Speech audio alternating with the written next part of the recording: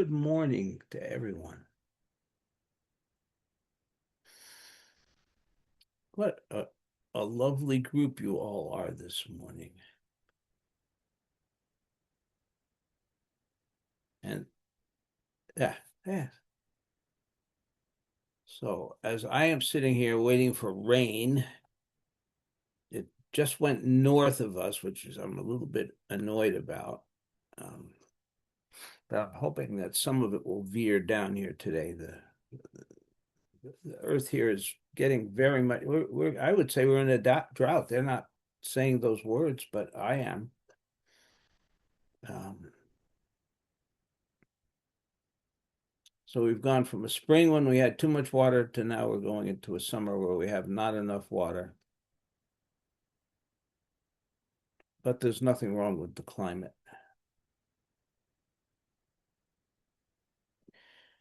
Which brings me to I've got a ton of things I want to cover this morning, and I hope I'll get to most of them. But the very first thing is,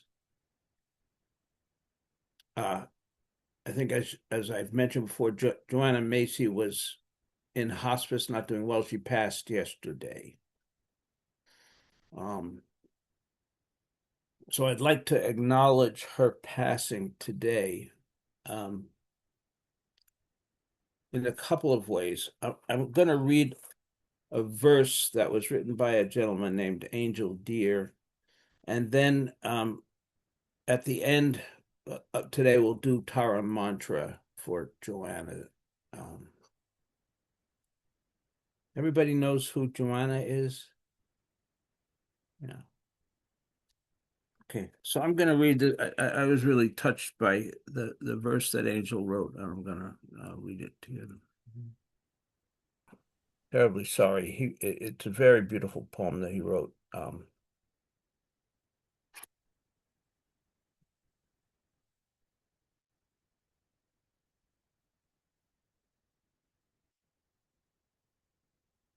But since AI knows better than Peter, it fixed it and got rid of that poem so that we can talk about Donald Trump and Marilyn Monroe.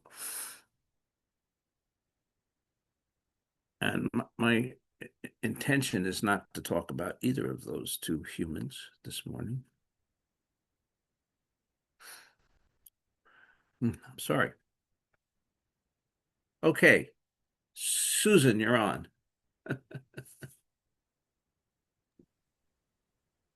Okay.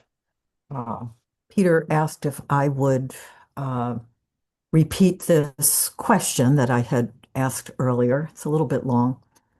Um, and it is after reading the article that Peter sent out, Subtle Embodiment as Political Engagement, I agreed that contemplative practice transforms us by expanding our resources and imaginations. So we see things differently, a bigger picture. And I find that koans, in my own practice, koans certainly assist with that, as does sitting. And I also, just coincidentally, as I was reading that, I happened to listen to an interview by Ezra Klein of Mark Epstein, who's a psychiatrist and Buddhist.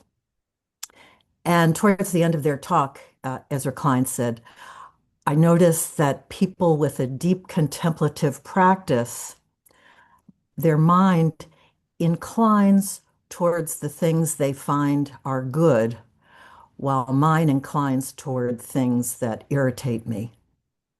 And I thought, well, this is sort of saying the same kind of thing. And as a result of my practice, I experience these traits. But then I started thinking, well, is that really the purpose of our practice? Are we changing how we think, or are we dropping thinking? So that was the question that I posed to you, Peter.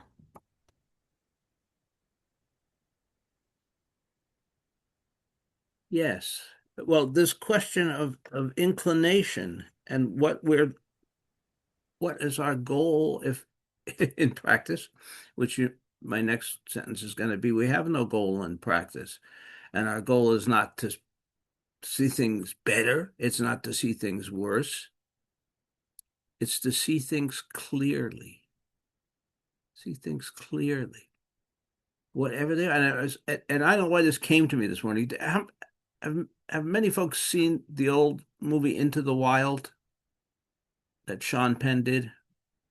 Okay, my quick Rotten Tomatoes review. No, the movie is about it's autobiographical about a young man who essentially leaves home to experience the world in a different way, and he's very connected to nature, and he goes out to the west and he rafts the Grand Canyon, and he goes through a whole series of experiences, and then decides that he wants to live on his own in the wilds of Alaska, and does what he thinks is necessary to prepare him for that. And he goes to Alaska and he goes off into the wild, hence the name of the book, the movie. And he finds an old school bus out there, a long abandoned school bus. And he has this, initially he has this life that he's been seeking. He's wild and it's beautiful and so on and so forth. What he doesn't know is that unlike most of the rest of the places in the lower 48, that in the summer the rivers in Alaska don't go down, they go up, because the high glaciers and things melt in the summer and the snowpack on the mountains melts in the summer. And so the rivers flood not in spring like they do here, but in summer. And so he finds himself cut off. He's out in his bus and miles from anywhere, as far as he knows, and he can't get back. And his food supplies run out and so on. So he starts foraging, and I think he has a book or some way of kind of. But long story short, he misidentifies a plant, and instead of eating something that he thinks is nutritional, he eats something toxic, which ultimately kills him. It's very tragic. It's very tragic because you've got this sort of, lovely, naive young man who's trying to kind of be maybe it was 20th century at that point, 20th century Thoreau going off and instead ends up killing himself. But what struck me most about that movie, and I never fully grasped why until just today, was the closing scene. And in the closing scene, he's lying in his bus dying. At this point, he cannot even, I don't think he can even get up anymore. He's on his back in a terribly weakened condition. And he's thinking about his family and friends, his loved ones far away in that moment. And he looks out from the bus and he can see the sky. And I don't know what else he can see, but he sees the sky. And he's thinking about family, friends, and he says, I wish that they could see what I'm seeing right now. As close as I can get to that line, but pretty close. I wish they could see what I'm seeing right now. And that I saw that movie, I don't know, a long time ago, maybe 25 years ago or something like that. It just kind of, that scene haunted me. And I think it kind of became clear to me that, this morning perhaps than ever before. As he laid there approaching his death, and he knew he was dying, and he was so sick that he couldn't move, he forsook everything all his plans, his desires, his coulda, woulda, shouldas, on and on and on. And he saw the sky. He saw that sky uninterrupted by anything, unimpeded by anything. In that moment, he saw deeply the beauty of this. And this is like, I mean, Sean Penn did this movie. I just stunned that Sean had this level of insight and sensitivity to sort of capture that moment. I wish they could see what I'm seeing right now. That's Zen. That's Zen right there in that moment of perfect clarity.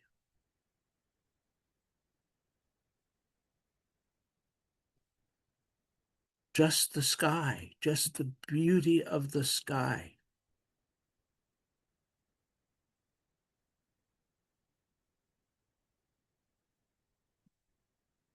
So back to sort of the question that Susan and I were talking about.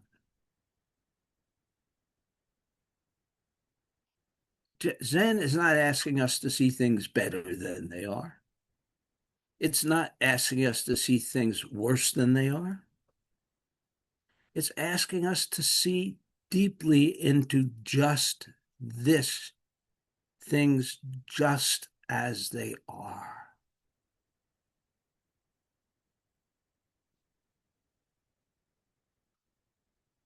And in some moments, that's awe and wonder. In some moments, it's horror.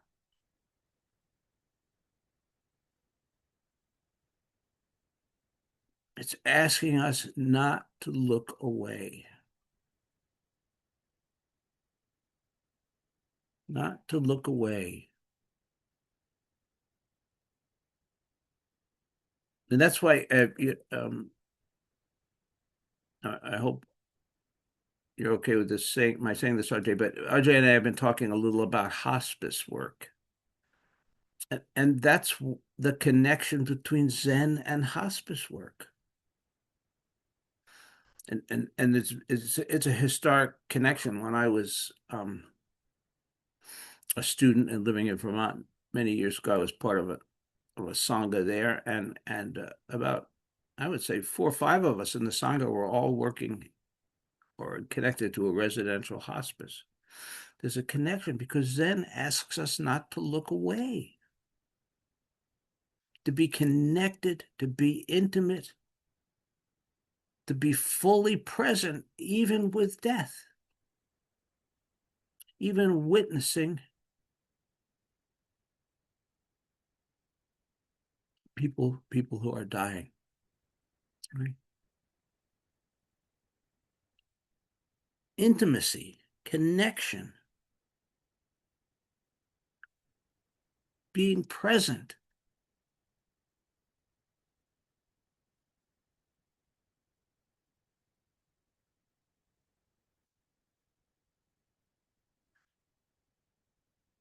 So you could imagine my delight when I saw this morning a teacher who's espousing the use of AI to improve practice.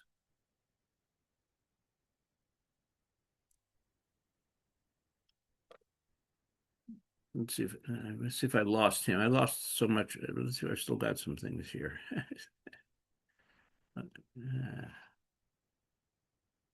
And he's got a training coming up. This gentleman's name is Shinzen Young.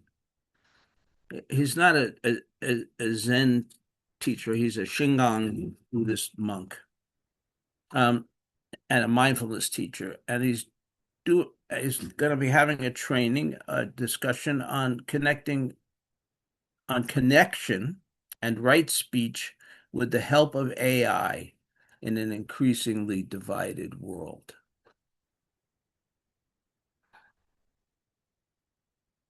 And this just sort of sets my hair on fire, which is why I don't have any. when I come back to at least my perception, Zen is about what we're just talking about: intimacy, connection.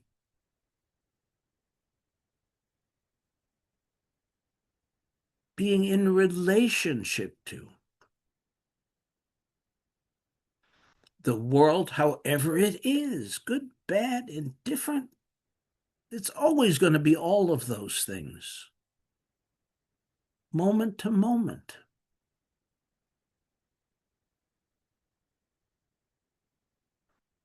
And I'm sorry, but I think that the human relationships, the human connection, I can easily be replaced with AI, very easily. There's a whole discussion going on, kind of some, I'm kind of connected with some Christian pastors, and there's a whole discussion going on in that world about whether they should have AI writing their sermons. And apparently AI can write a very competent sermon.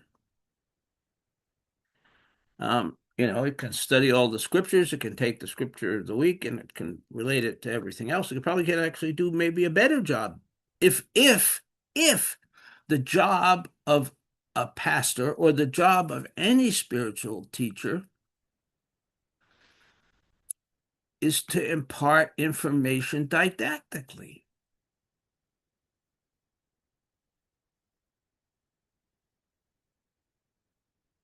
But if it's to foster connection with humanity, or with the divine in the case of theistic preaching,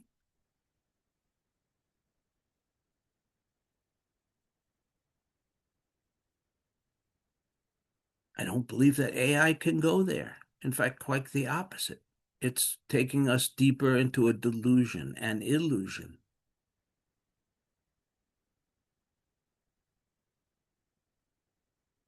Am I, as a teacher, just a set of words?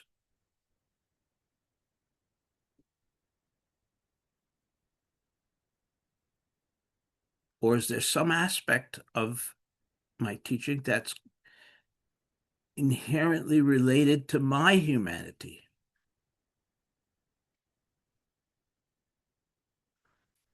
And we know in Zen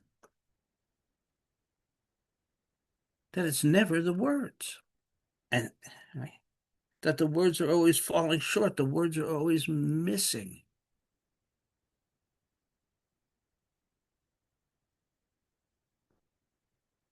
So as Zen teachers, we try to communicate through infinite nuances that hopefully arise out of our fundamental humanity and our flaws. One thing that I have got that AI doesn't, I have got a lot of flaws. AI will never get confused in the middle of a talk. AI will never lose Angel Deere's beautiful poem, but Peter Wall does.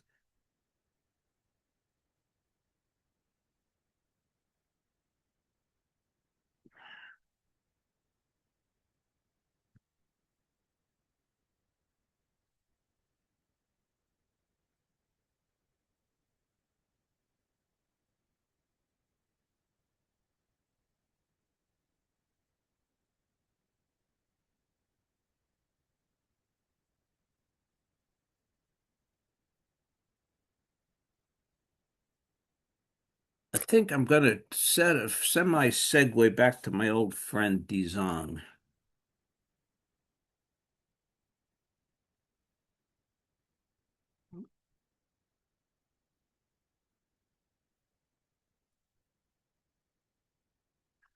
This is sort of tangential and not, but this is the Dizang planting the fields koan from the Book of Serenity. Dizang asked Wishan, "Where do you come from?" Wishan said, "From the south." Dizang said, "How is Buddhism in the south these days?" Wishan said, "There's extensive discussion." Dizang said, how that can that compare to me here planting the fields and making rice to eat? Sweetchan said, what can you do about the world? Dizang said, what do you call the world?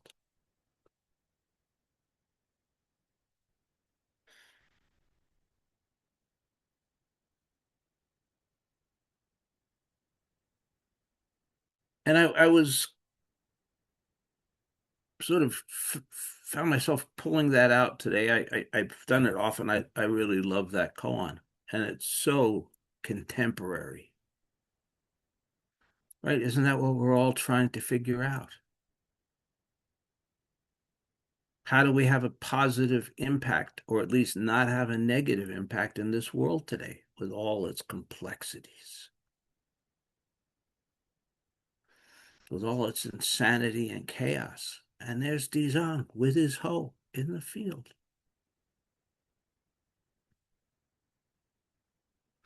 So that was something I read this week that kind of made the suggestion or stated the idea that just sitting is activism because there's an implication in this consumerist culture that we're supposed to be productive all the time. And so that just sitting, stepping off the wheel of productivity is itself a radical act.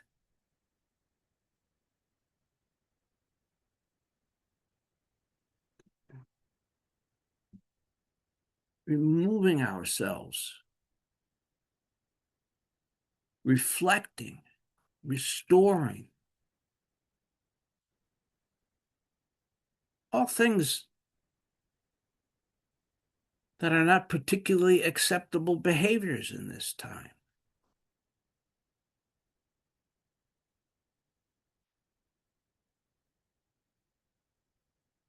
I know I find it, I feel it, being sort of semi-retired. I mean, there's times that I have to work and there's times that I don't. But during those times that I don't have to work, I have a very hard time not working. It's so instilled in me that I need to be active. I need to be productive. I need to be doing something, a concrete something. That walking out in the woods and talking to the trees is not acceptable. That sitting on a cushion doing zazen is not acceptable because those are not productive activities.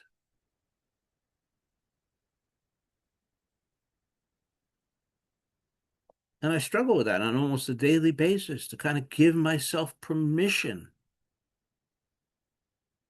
to just be.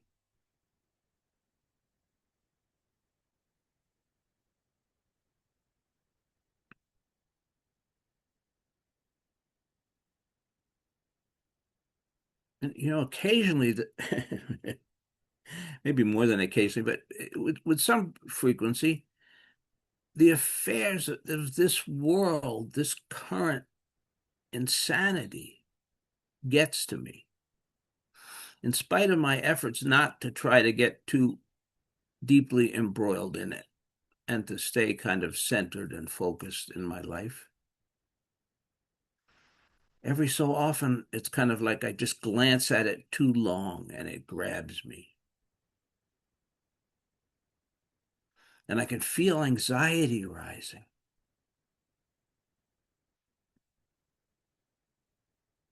It happened to me yesterday morning. I had something to do for my truck down in Belfast, and I came back and I should have just kind of been really chill Saturday. It was a beautiful day yesterday, as some of you may remember.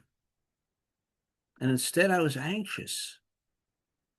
And I think it was very simple. I think I had listened to the news too much. I think I had given too much attention to the insanity.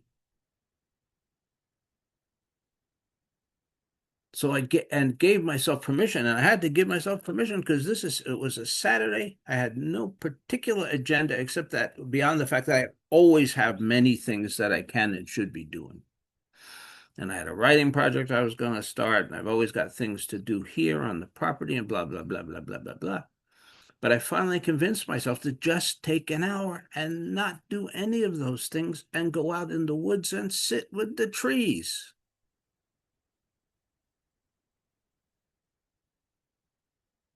And wander around the trails here a little bit.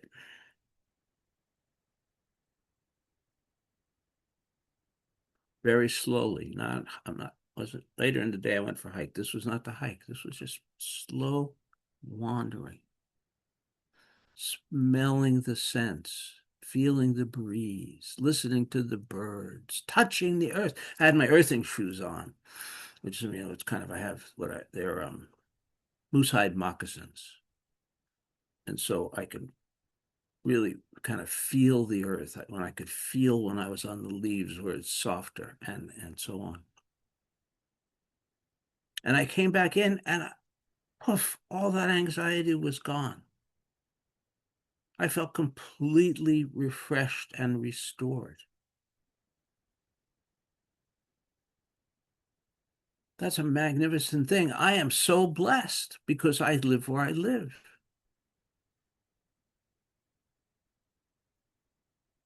But the earth and these wild beings are with us virtually everywhere. I've talked before about my trip to New York City a couple of years ago, where we found wild places and beautiful experiences right in the heart of the city.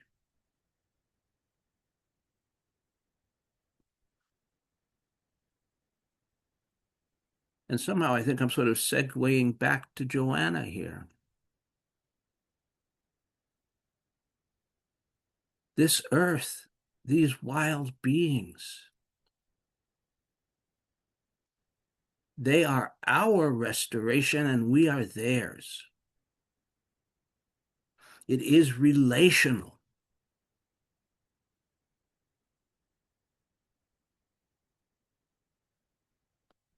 Relational. We need to open our hearts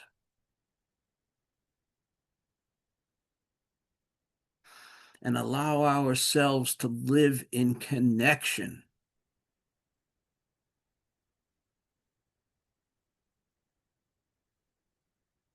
Allow ourselves to be transformed by connection.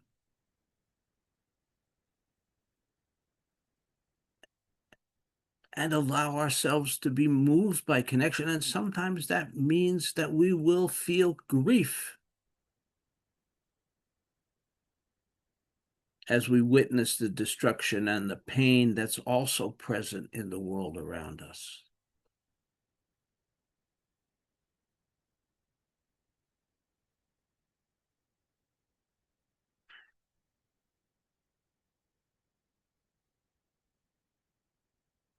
In this area here, in my immediate vicinity, a lot of logging went on last winter. And logging these days is not, we're going to select a tree here and a tree there. It's essentially clear cutting, eliminating the forest altogether. And I won't go too far deeply off into that. But so when I pass those places, which I do every day, I also feel pain. Part of connection, back to that idea, is not seeing the good. It's seeing with clarity. And when I'm in a beautiful stand of magnificent hemlocks, I'm seeing beauty.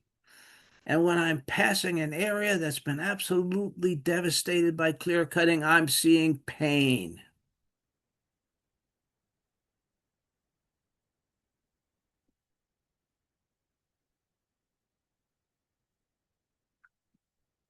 And I think that's an important part of Joanna's legacy,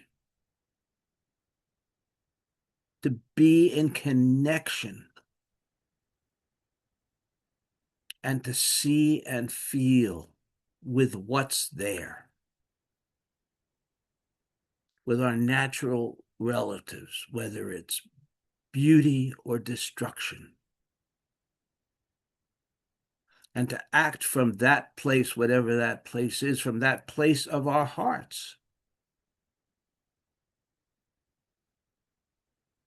I'm confused because on this thing, my heart is on the wrong side.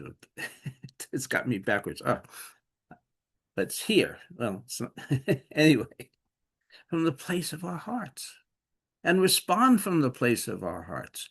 So this is back to this activism question. God, everything's like, somebody ought to, talk about the fact that everything's interrelated. Has anybody ever talked about that idea? From our hearts, responding to what is there, whether it's with love, whether it's with tears.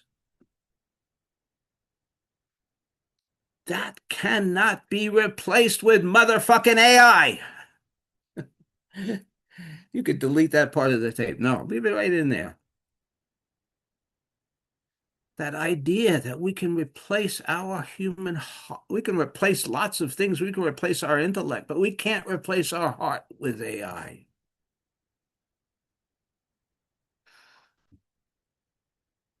We can't replace our connection to what the Lakota call all our relations. We are related to it all.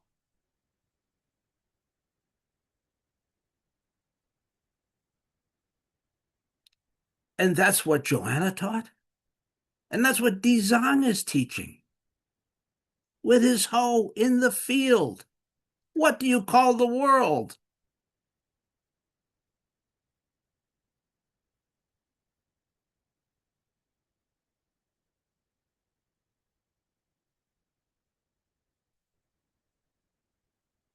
And that's what that young man saw in that moment, lying, his moment of near death in that bus.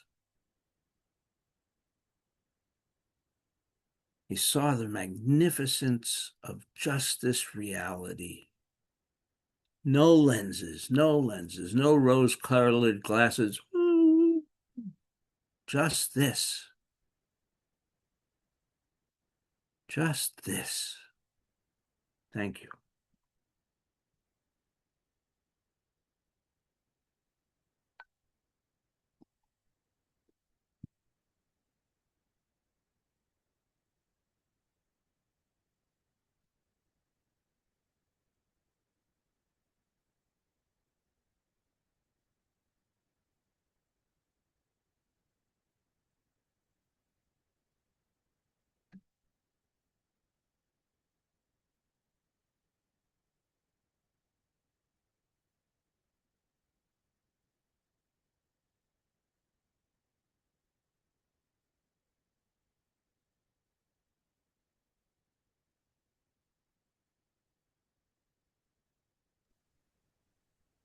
Thank you, Peter.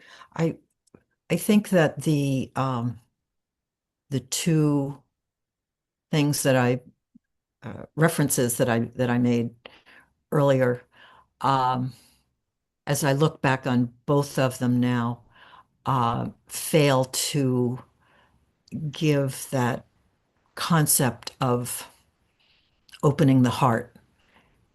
It's all very much a psychological change your mind idea. Um,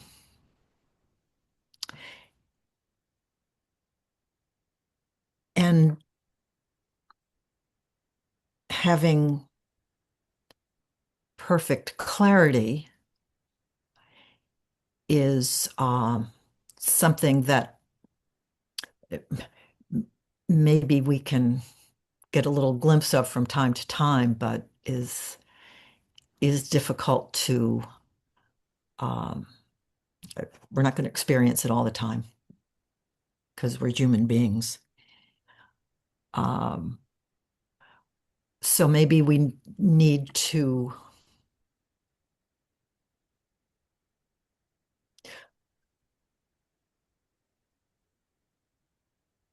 I'm going to change that question.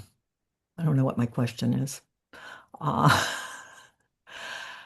I'm just trying to see the connection of the heart to what these references are pointing to, which in a way is opening up the heart. If you can open your mind to not going down the paths of judgment and thought, and let go and be open, maybe that provides a gateway for the heart to emerge.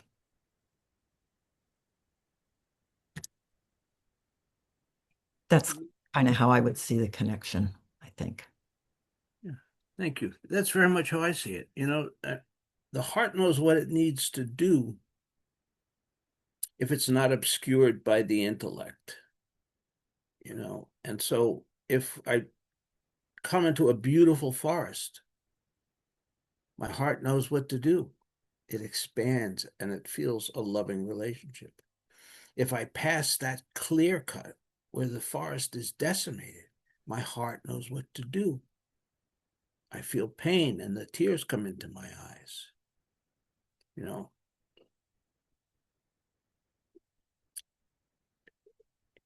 and I'm not going to go. I could. I don't know. Is that our Buddha nature? Well, in a certain sense, that it is. Buddha nature, in my view, is not necessarily tabula rasa. Buddha nature is the unobstructed connection to the world with whatever that elicits in us.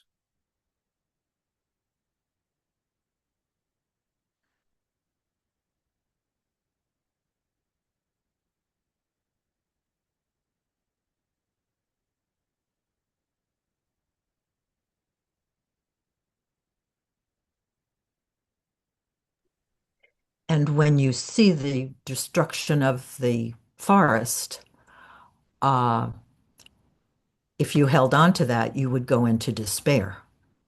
And rather than that, you see it, you feel it, you perhaps think, is there something you can do to have a more positive effect? And then you move on.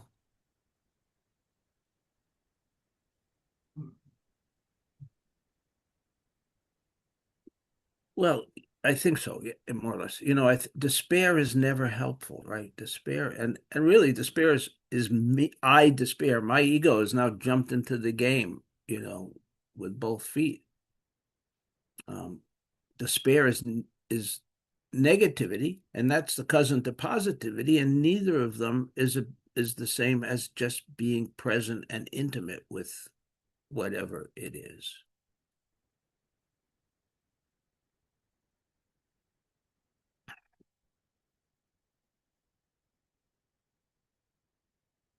So where does and then we have the promptings of our heart, kind of as you're suggesting. How do I react, or do I react?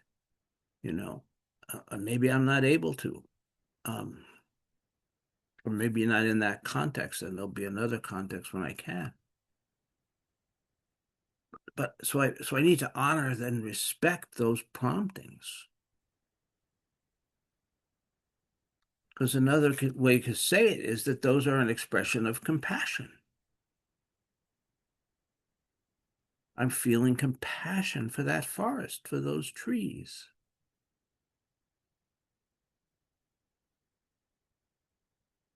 And then it flips. I also need to feel compassion for those loggers. That's the harder piece. Because they didn't wake up in the morning saying, I'm going to go out and destroy the world. They woke up in the morning saying, I'm going to make some money to feed my family. I'm going to do the only thing I know how to provide a livelihood.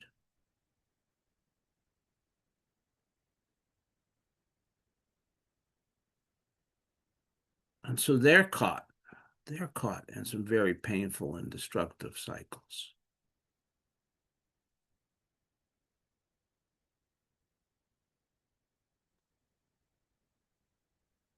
So we need to have compassion for them,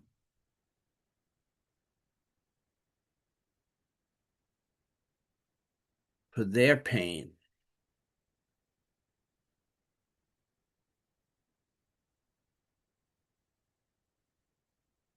I think when we do those things, I don't know that we that we consciously are aware of how that's impacting us.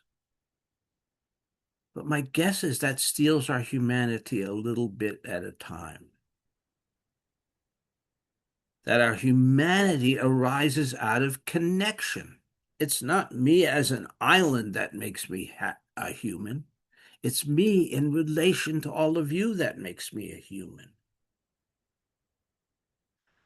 And when the circumstances of the world prompt me to cut that off, it's a little bit of me that's gone every time as well. If we understand one body, every time I'm connected, pulled away from that connection to the one body, I am diminished. So I go, a lot of those guys working in the woods go home and obliterate themselves with drugs and alcohol, and they don't know why.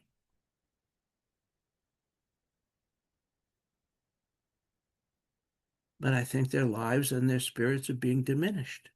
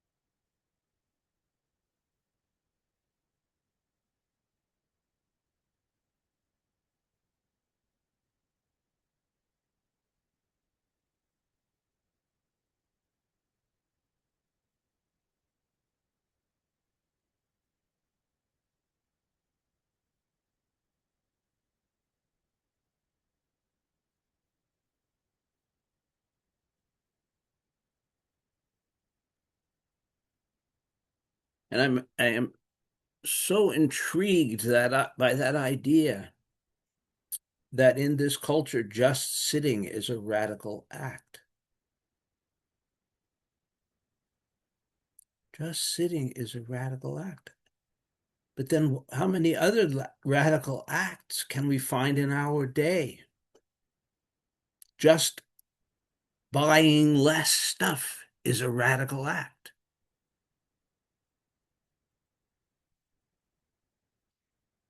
Just avoiding plastics when we can is a radical act.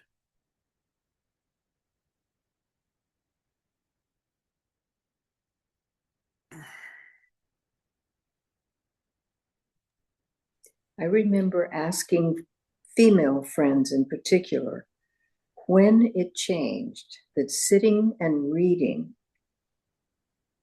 was a waste of time because the dishes needed to do, the laundry had to be done, the kids had to be, there needed to be vacuuming, on and on and on. And all of a sudden, just sitting quietly and reading was a luxury. And that happened for me some 50 years ago. So we've had radical acts of opting out of being busy and being productive for a long time. It's just getting worse and worse, as you pointing out. Yeah. A cup of tea is a radical act. If we sit down, put the vacuum down and sit for a few minutes and drink it, right? But so for me, it helps. It brings up this other, it kind of deepens my perspective about the fact that, again, we've talked about it, activism can take so many forms. The possibilities are infinite, right? In our everyday, ordinary lives, there are 1,000 things we can do, 1,000 ways. to follow the promptings of our heart. Our heart knows if we don't shut it down, if we let it speak.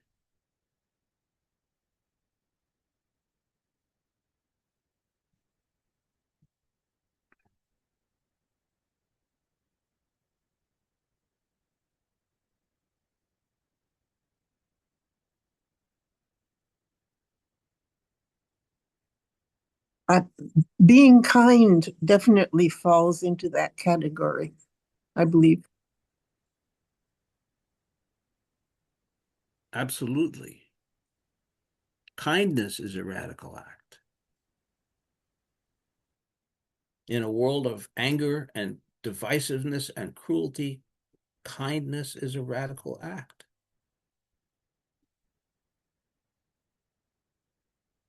I'm thinking that a difference between mindfulness as it's now getting to be done and Zen, it seems like mindfulness is always geared towards, well, I'm going to reduce my stress or I'm going to be able to focus better at work. And it's all serving a purpose in the normal world, whereas Zazen is really about not sort of it's about connecting to, being one with everything for itself. Just you know what I'm saying? It seems like a difference as you're letting go of all of that stuff, including what in mindfulness would be your purpose in doing that. Just a thought. Well, yeah, absolutely. I mean, I think that the most profound mindfulness people, people like Kabat-Zinn, they get it. But that at the level it's often introduced and often taught, it's about reducing your stress. Well, you're being me, it's a very me-centered practice. It's not about making a deeper connection with the world. It's not about loving kindness and compassion. It's about reducing my stress levels, right? Lowering my blood pressure, improving my, every day. Some of you are also in the age bracket. Every day I get like 100 different things about how to live longer and be healthier. And, it could be such an obsession, right? And in some ways, mindfulness practice kind of slides into that box. I'm going to sit mindfully because it's going to help me live longer or be, so that's very, on one level, there's nothing wrong with that. And on another level, it's very egocentric practice.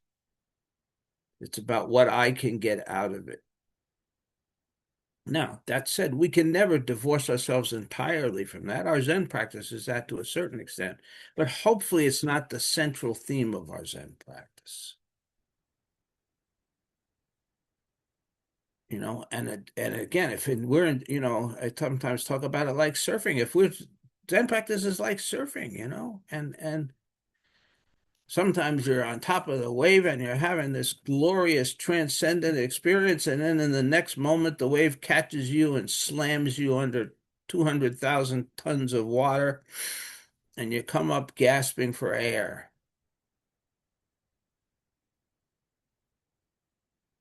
Robert, you're a surfer. Can you relate to that metaphor? Kind of. There's a shark patrolling off my surf beach, so I'm not much of a surfer in the last couple of weeks. Oh, but think what a noble opportunity that would be to use your body to feed a.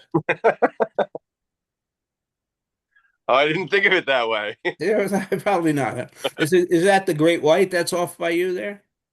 Well, there's a bunch off Harpswell, but then there was one off Higgins Beach in Scarborough. But like right, and I say off, I don't mean like miles off. I mean like feet off. Okay, well, in interest of keeping all your body parts intact, I think you've made a good decision. Thank you.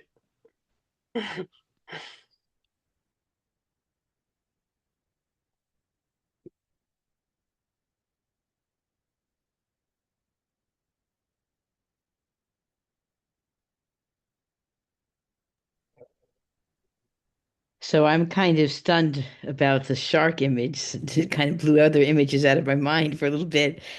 But this thing about um, Buddha nature not being emptiness and being relational is so interesting because um, so it seems to me that we're talking about um, a kind of flip-flop that the emptiness is crucial, so to speak. Hard for emptiness to be crucial, but there's something about the delicious, absurd miracle of emptiness allowing the appearance of relationship, that it's not about the ego-driven grasping of relationship, but it is about relationship. So I don't know if that's making any sense or not, but it seems to be um precious. Just saying. If you don't get eaten by the shark, then it's precious. You do? You- Anyway, I'll stop. Well, again, as always, you can write this down if you want, but not getting eaten by the shark is a good thing. Okay. Maybe a little egotistical, I admit, but it's a good thing. Look, Zen is not about emptiness. Zen is not about the relative. It's about the integration of the relative and the absolute.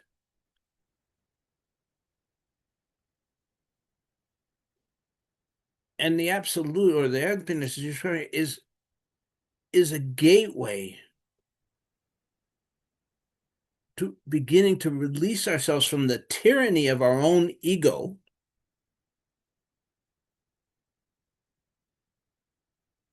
and turn that ego into a companion, not a ruler.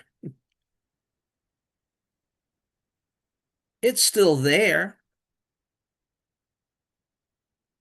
but in integrating it with the non-egoic, the absolute kind of state, we diminish its power. We diminish its hold over our life, over our imagination.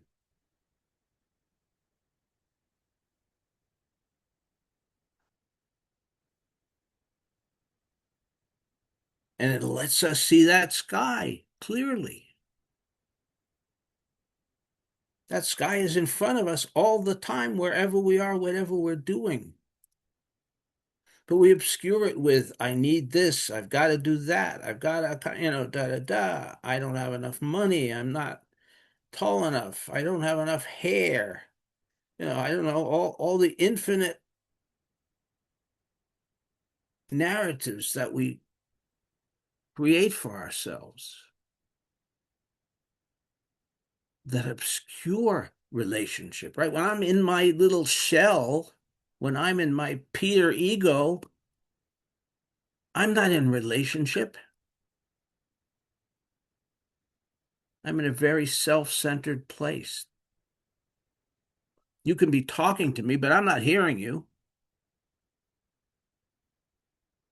I'm thinking about what I need, where I want to go, what I want to get, what I want to do, blah, blah, blah, blah, blah. I've got to open up to really hear you. I've got to open up to really understand what you need and respond from that.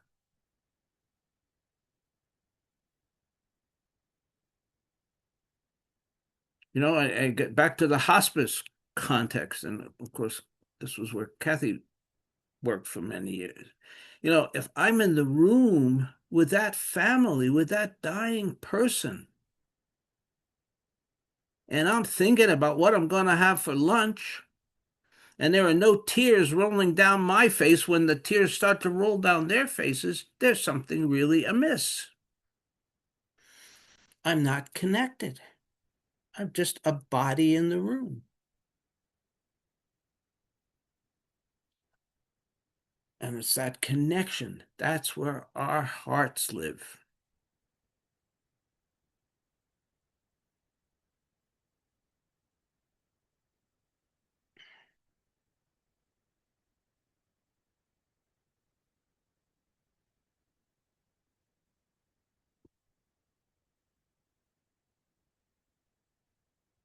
The world doesn't need bodies in the room.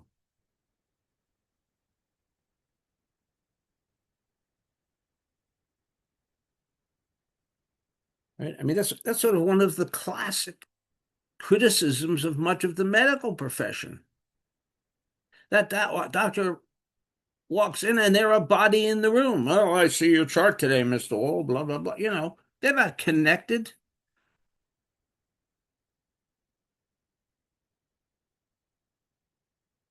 They're not feeling what I'm feeling. They're terrified of feeling what I'm feeling. They're terrified of what their heart could bring them to do. God forbid, imagine stand in front of a patient and cry.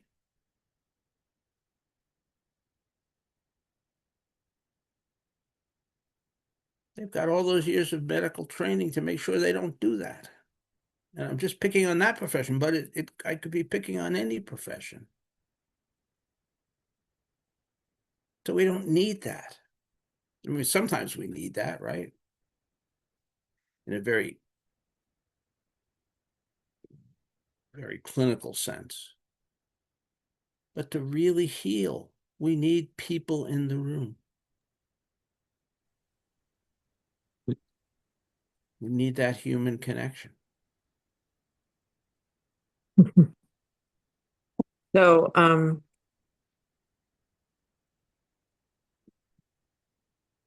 when I started being a nurse, which was in the late 60s, I graduated from school. So, what we were taught, this is how we took care of people then.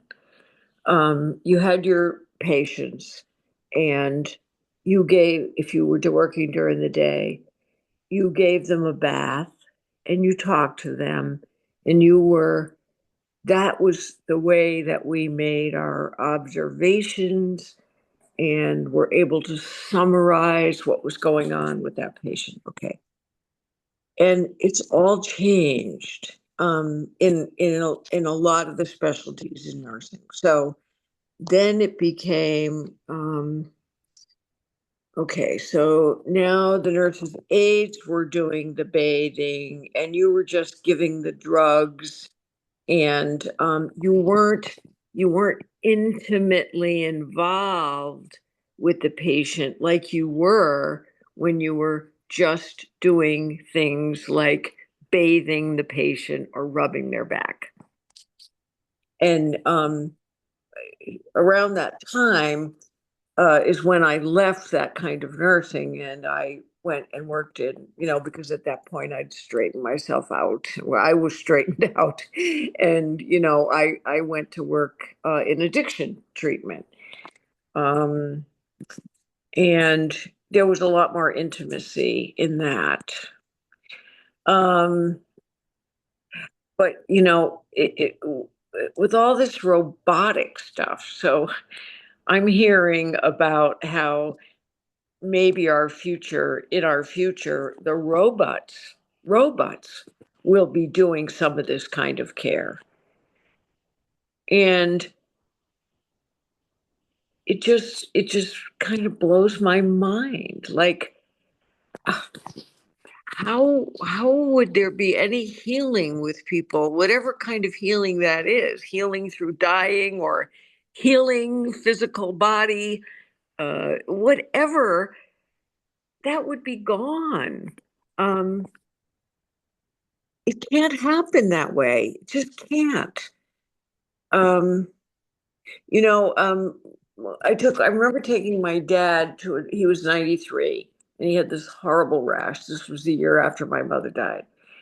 And to this dermatologist. And the dermatologist literally, he did look at the rash, but after that, he sat down and his eyes never left his laptop. There was absolutely no connection. My dad didn't feel any kindness or compassion. It was such a shock to him because, in his era, he really did have doctors that he knew that cared. And it's very heartbreaking to me to see that this is happening in medicine. Returning to work at the hospice house for 12 years, it wasn't like that.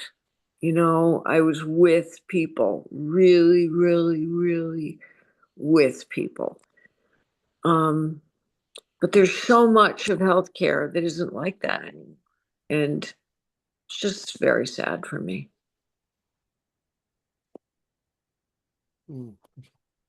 Okay. Will you indulge me reading us a little story?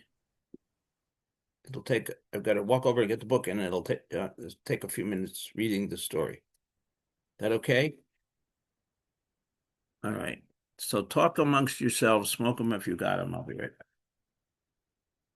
Kathy, I would just respond to what you were saying, that my daughter was a guidance counselor. She has been for many years.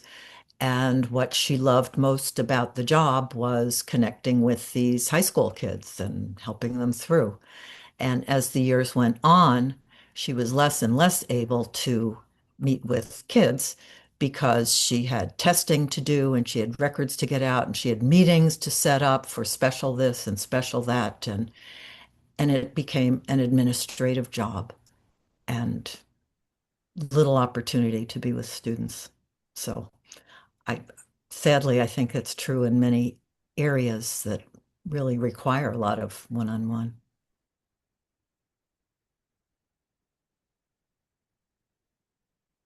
The mention of robots caring for people made me think of this thing that's actually happening now is people developing relationships with AIs.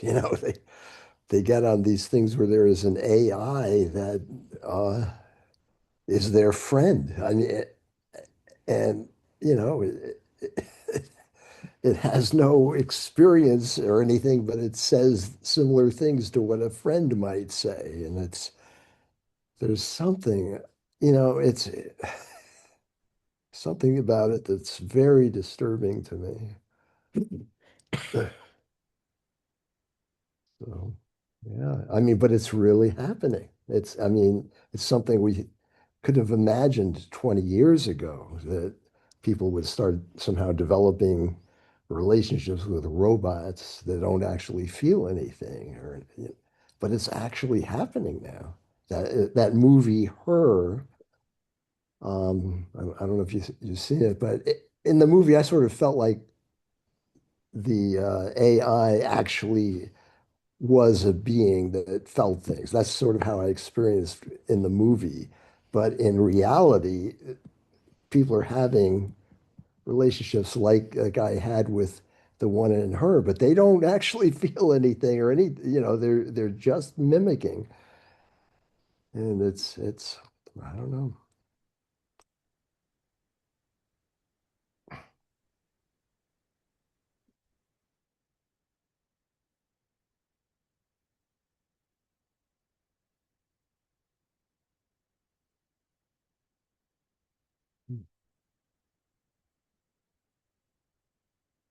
This is my day for not finding things. So I'm going to take one more minute, and then if I don't find it, we're just going to go on. But it's a sweet, sweet story, and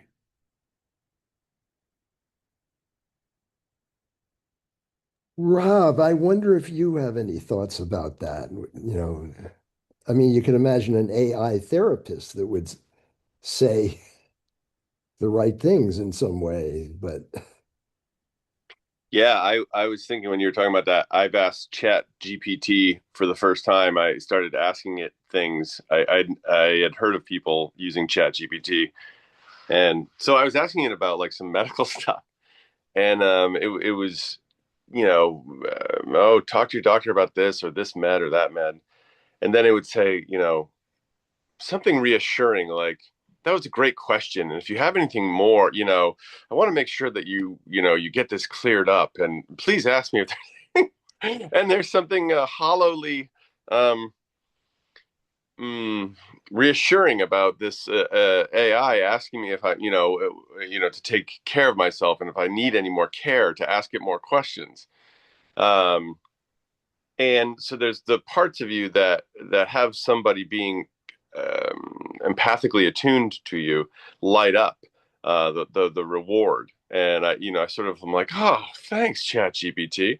Um, uh, but it's yeah, obviously it's hollow. But I think that's how they. And I do have patients actually who work in coding with AI, and they say, it's validation. Like, great question, and can I answer more? And what more do you need from me? So it's validation. It's sort of giving a caretaking model that they put into their coding, and that is that is so nourishing to us as humans. So it doesn't surprise me that people are follow that nourishment, even though it's from a bot.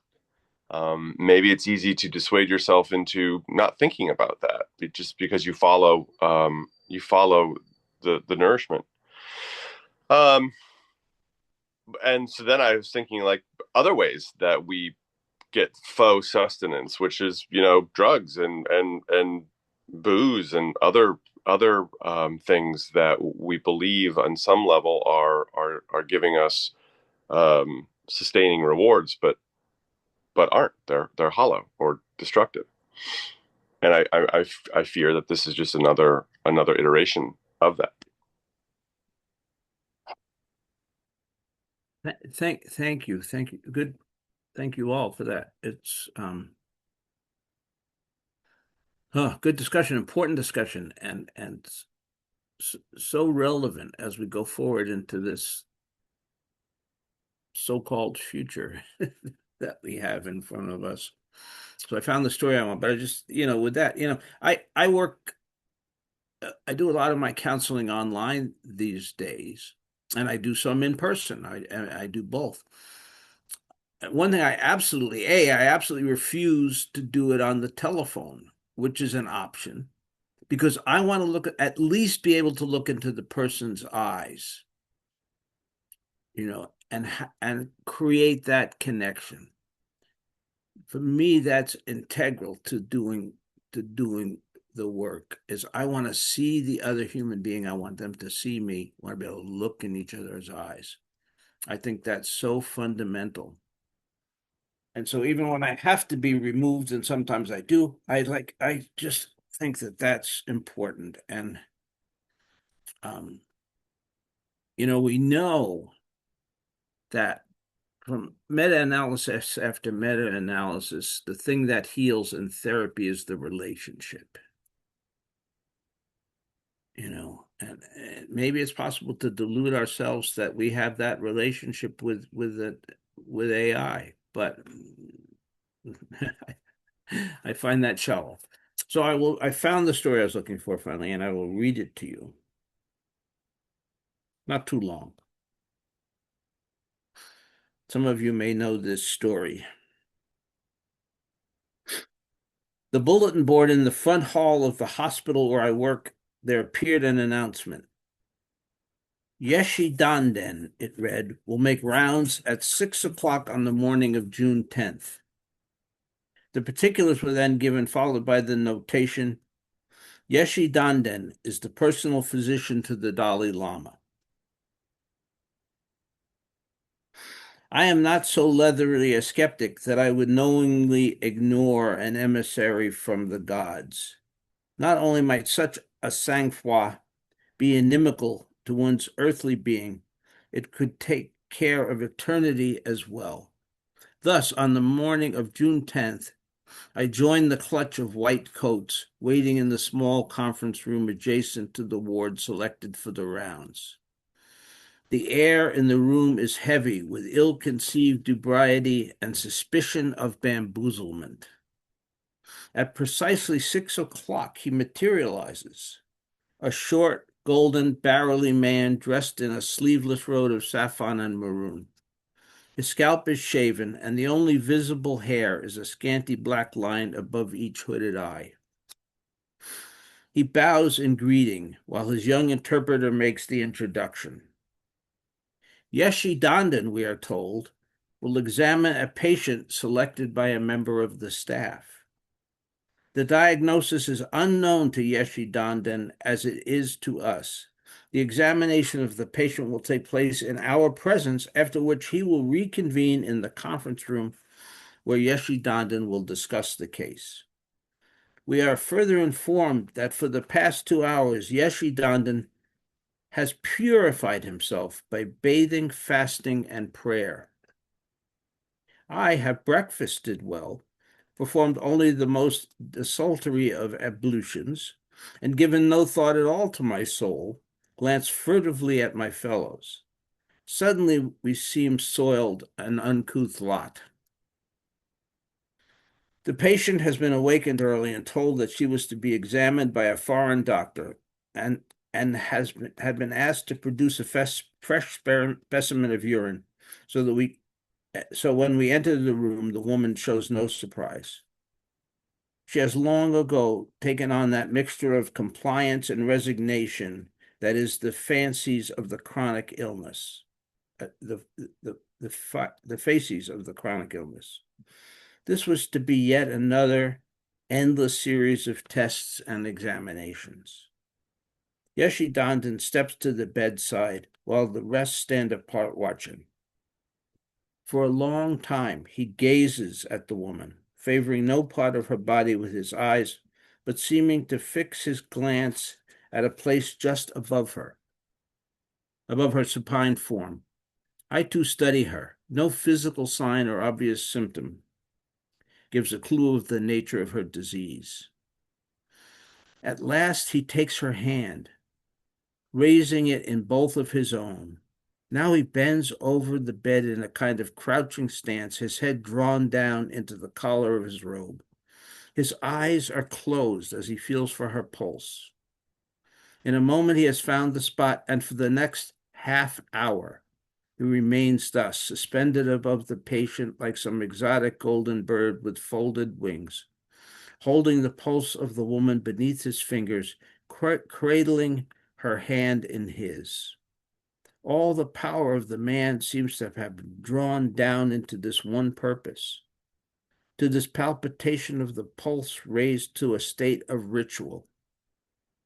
From the floor of the bed where I stand, it is as though he and the patient have entered a very special place of isolation, of apartness, about which a vacancy hovers and across which no violation is possible.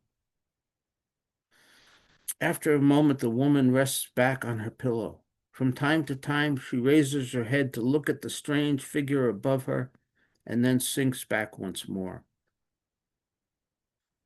I cannot see her hands joined in a correspondence that is exclusive, intimate, his fingertips receiving the voice of her sick body through the rhythm and throb that she offers at her wrist. All at once I am envious, not of him, not of Yeshi Dandan for his gift of beauty and holiness, but of her. I want to be held like that, touched so, received. And I know that I who have palpitated 100,000 pulses have not felt a single one. At last, Yeshi Dandan straightens, gently places the woman's hand on the bed, and steps back. The interpreter produces a small wooden bowl and 2 sticks. Yeshi Dandan pours a portion of the urine specimen into the bowl and proceeds to whip the liquid with 2 sticks. He does this for several minutes until a foam is raised. Then, bowing above the bowl, he inhales the odor 3 times.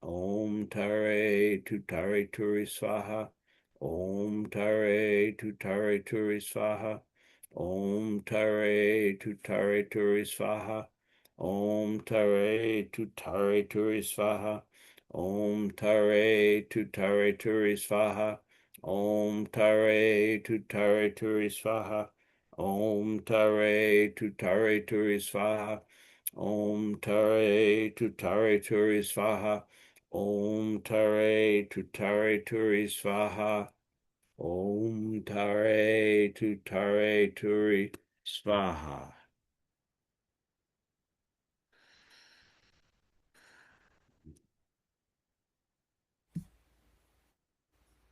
Farewell, Joanna. Thank you for your wonderful teaching and for your wonderful love of this world and for the light that you brought us. May you be in peace.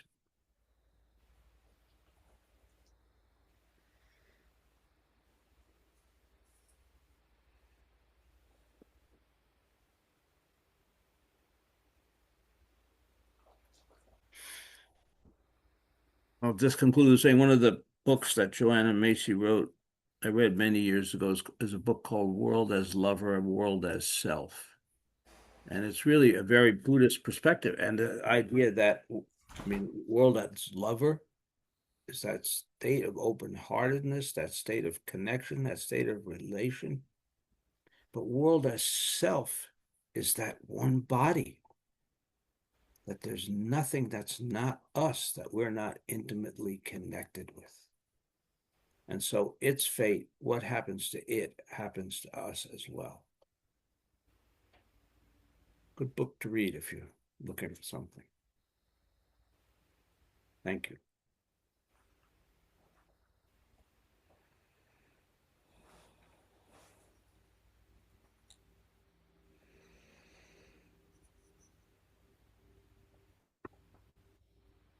It started to rain.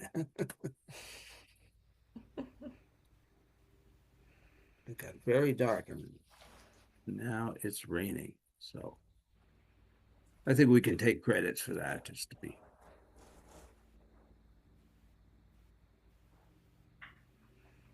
Everybody have a wonderful rest of your Sunday.